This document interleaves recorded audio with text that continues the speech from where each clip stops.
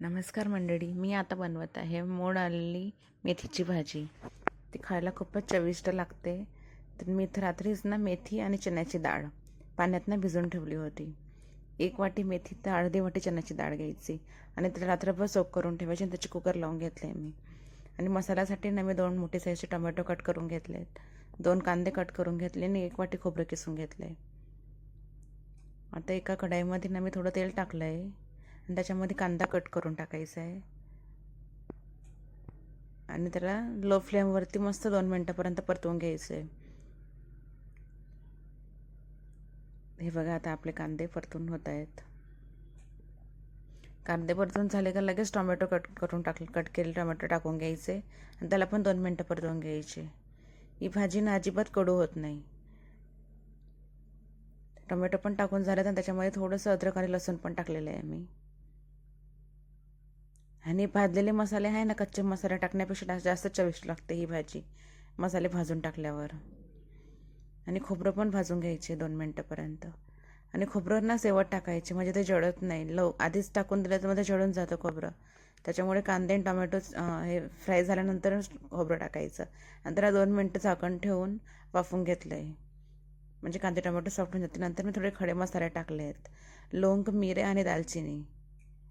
3 ते 4 लवंग आणि 3-4 मिरे घ्यायचे आणि दालचिनीच्या तुकड्या घ्यायचे आणि त्याला मसाल्यामध्ये मिक्स करून घेतलं.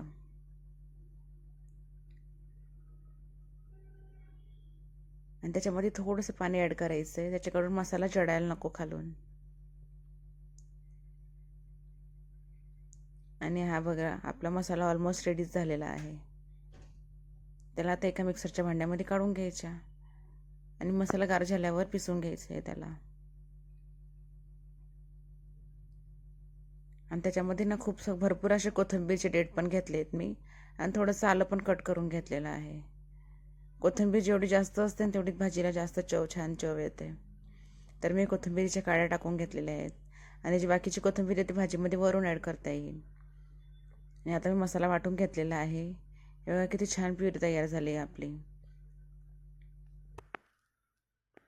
तर आता कढाईमध्ये तेल टाकून मसाला परतून घ्यायचा आहे. जोपर्यंत मसाल्याला छान असं तेल सुटत नाही तोपर्यंत असं मसाला परतून घ्यायचा आहे 2 मिनटापर्यंत. आणि त्याला भाजीला खूपच छान कलर पण येतो.